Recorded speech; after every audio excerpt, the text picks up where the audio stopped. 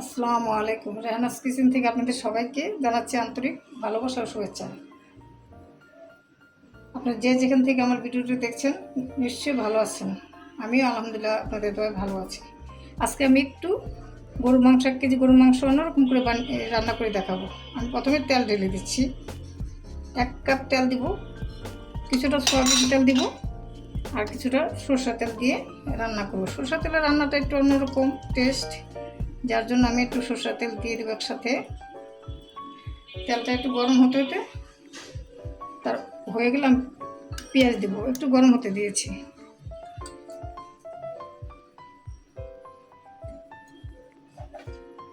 তারপরে 1 কাপ আমি পেঁয়াজ ঢেলে দিয়েছি। পেঁয়াজটা একটু লাল করব।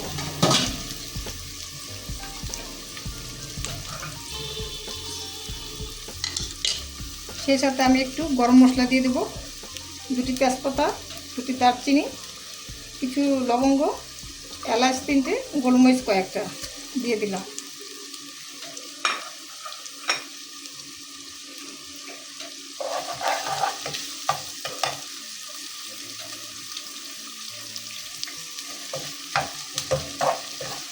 আমি একটু নেড়ে চেড়ে লাল করে নিচ্ছি।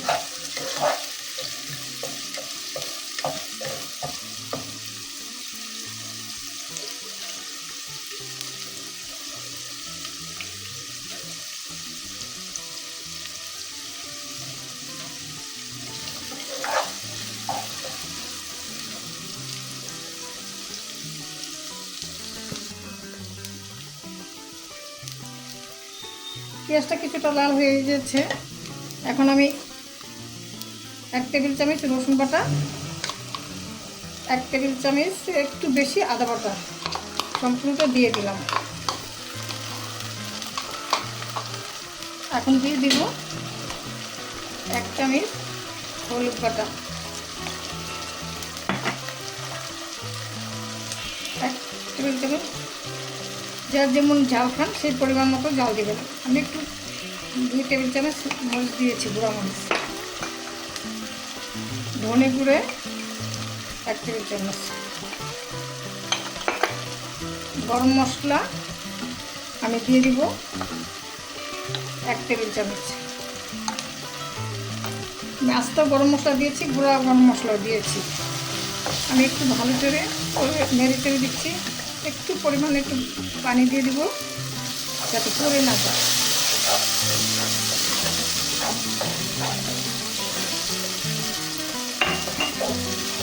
এখন আমি একটু ভালো করে কষিয়ে নিব যতক্ষণ পর্যন্ত মশলার উপরে তেল ভেসে না যায়।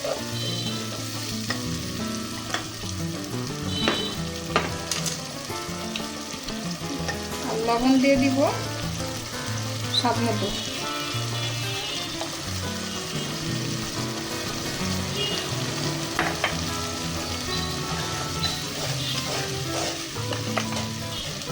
এর মধ্যে একটু টমেটো কেচাপ দিয়ে দিয়েছি। টমেটো কেচাপটা দিলে একটু টেস্ট বাড়ে মাংসের মধ্যে।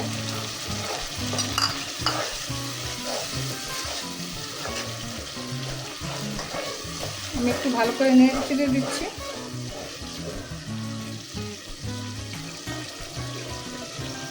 তারপর মশলাটা আমি একটু ঢেকে দিচ্ছি।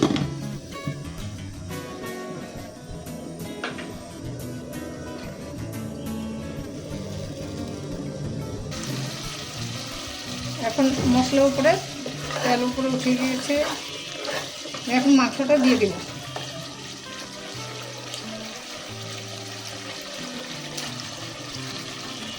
গরুর মাংস দিয়েছি 1 কেজিতে একটু বেশি আমার মাংস এখানে আছে। কষানোর জন্য ভালো করে একটু নেড়ে চেড়ে ঢেকে দেবো।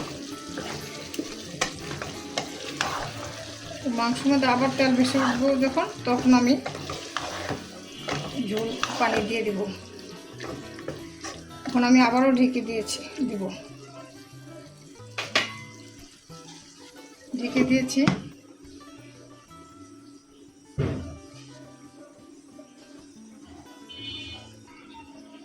আমি মাংসটা একটু নেড়ে দেবো।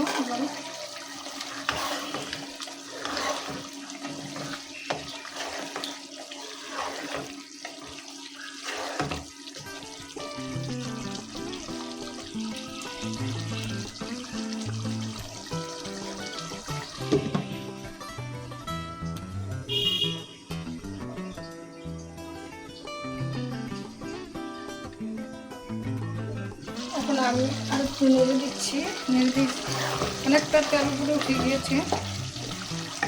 আমি এই সময় একটা আলু দিয়ে দেবো, আমাদের আবার একটু সবারই আলু পছন্দ, অল্প কটা আলু দিয়ে দিয়েছি।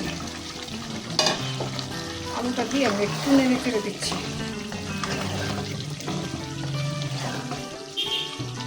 আলুটা সিদ্ধ হওয়ার জন্য অল্প একটু পানি দিয়ে কষানোর মধ্যে।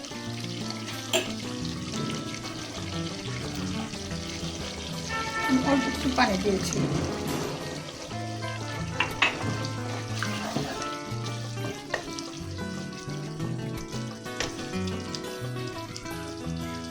আমি একটু ডেকে দিচ্ছি আবারও, একটু ভালো করে কষিয়ে আসুন।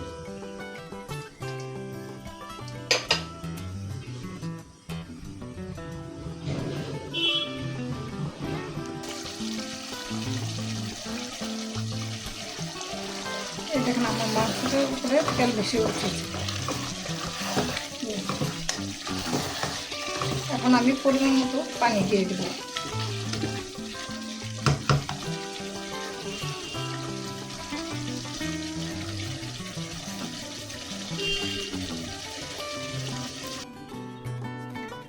আমি পরিমাণ মতো পানি দিয়েছি।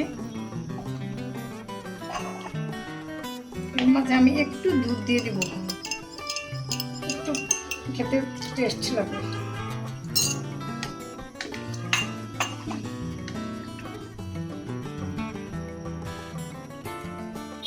আমি কিছুক্ষণ রেখে দিয়েছি।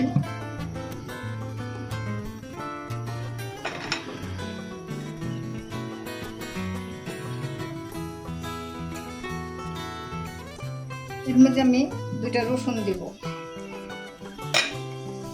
রসুনটা দিলে অন্যরকম টেস্ট আসে, একবার রান্না করে খেয়ে দেখবেন। আর আমার ভিডিওটি যদি আপনাদের ভালো লাগে, লাইক কমেন্ট শেয়ার করুন এবং চ্যানেলটি সাবস্ক্রাইব করে আমার সাথে থাকবেন। আর আপনারা রান্না করে কমেন্ট করে জানাবেন কেমন হয়েছে। এখন হতে থাকুক মাংসটা।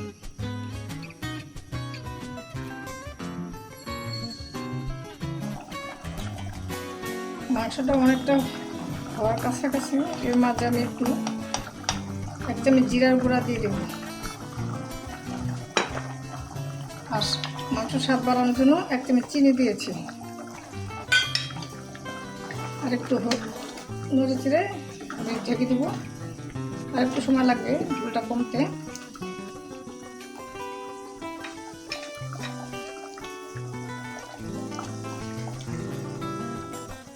এর মধ্যে আমি একটু আচার বানিয়েছিলাম, আচারটা একটু নেড়ে চেড়ে দিচ্ছি।